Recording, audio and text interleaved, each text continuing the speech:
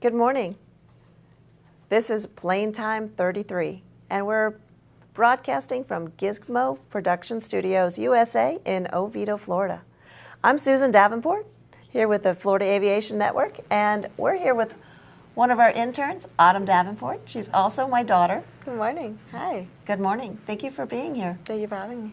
What do you think about the whole production? I love it here. There's so many amazing people who are smart, really, they're invested in this field, and you never know how much goes into this broadcast until you're actually here working on it with them. It's amazing, and it's really great. With all the volunteers, they really take a big interest in our interns and our other volunteers, helping you learn all the different aspects to the whole production. There's so much to it. Now you're starting your aviation journey as well. Yeah, I just got into flight school. We're doing gliders. Having a mom as a pilot is really, really helpful. And, it's a lot of studying at home, YouTube videos. It's going to help me now and hopefully in the long run. It's a lot of fun to have a daughter who can fly with me, so that's great. We'd like to welcome our affiliates. Autumn, would you like to start? Absolutely. We'd like to welcome Bill Stoll and Joel Wieners in Jacksonville with the Civil Air Patrol, Terry Kritz in South Lakeland, who is normally in the studio, but she's not here today, and Glenn Sims in Lakeland with the Civil Air Patrol, with Paul Adrian and John Weber in Leesburg with the EAA Chapter 534. We have Barbara Phillips in Orlando, EAA Chapter 74. I think she's going to be in the studio with us today, so welcome, Barbara. Robert Jex in Orlando, FAA Program Manager Emeritus, and now with the Florida Aviation Network, and he's in the studio today. Thank you, Bob, for being here. We appreciate you. Javier Calderon in Orlando with the Orlando FISDO. Vicki Sherman in Ormond Beach with the Civil Air Patrol. We also have Keith Phillips in Spruce Creek with the EAA Chapter 288, Joel Smalls in Titusville with the EAA Chapter 866, Brenna Wright in Sanford with the Naval Air Station Sanford Information Headquarters, and Bill McClung in Tampa with the National Aviation Safety Foundation and Florida Aviation Network. We have Michael Minner in Tampa with the Tampa FISDO, Dennis Hayes in Fort Myers with EAA, Billy Hadaway in Birmingham with the Birmingham FISDO, Sam Gross with Tampa Fast Team. We also have Barry Simmons in Venice with the EAA Chapter 1674, Tommy Diedeman in Live Oak with the EAA Chapter 797, and John Licardi and Michael Ketchpaw in Fort Pierce with the EAA Chapter 908, with Rob Williams in South Carolina with the Triple Tree Aerodrome. Laura Spoler in Orlando with the Women in Aviation, and Laura's in the audience with us today. Hi, Laura. Jim Waymeyer and Chris Wise in the Villages with the Villages Aviation Club. Willis Reese in St. Petersburg with the Civil Air Patrol. Steve Arroyo in North Palm Beach County Airport with Stephen Sinclair, President EAA Chapter 203. We'd also like to recognize our networks: Turning or Archiving Our Signal, the Aeronautical Proficiency Training, and Wings Industry Network. So thanks for being our networks. We also have our very well-versed in-house weather guy. So let's go over to Dr. Bertuska. Good morning, everyone. I'm Dr. George Barteska with the Florida Aviation Weather Network. Okay, weather briefings are usually based on a departure time, an en route flight path, an en route destination, and anticipated possible deviation destinations. Today's briefing is a general look at Central Florida, the Southeast USA, and the contiguous USA in summary.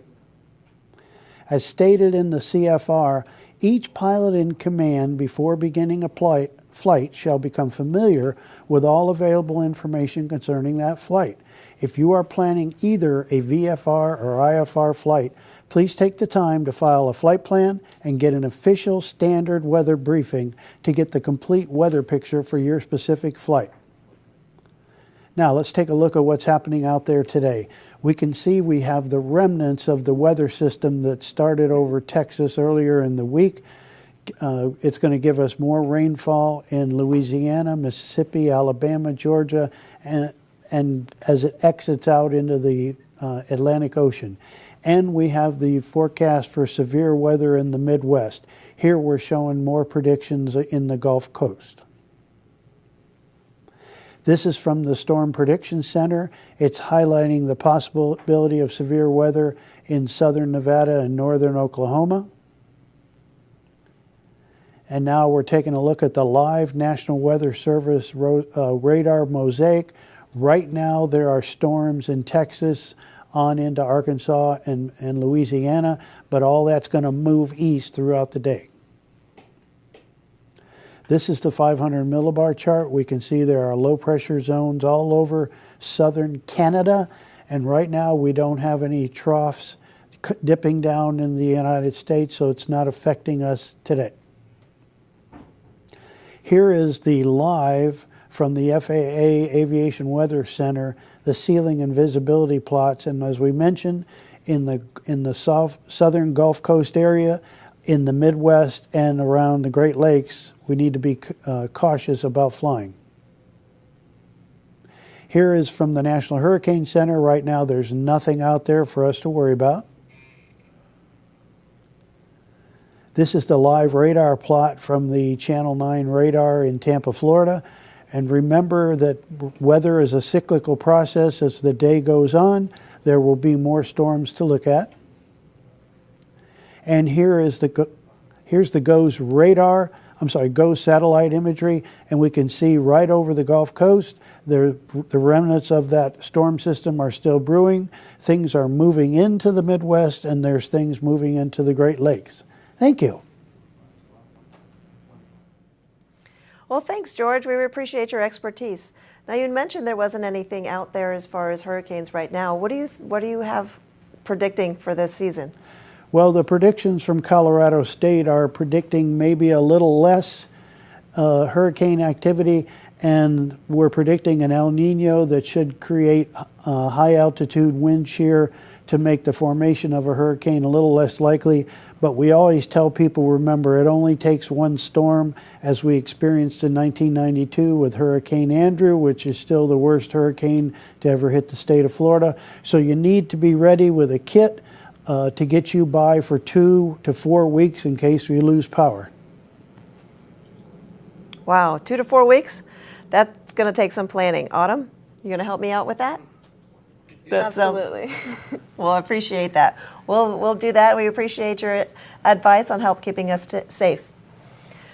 We appreciate you tuning in here at Gizmo Studios with Plain Time 33, and we hope you enjoy our programming.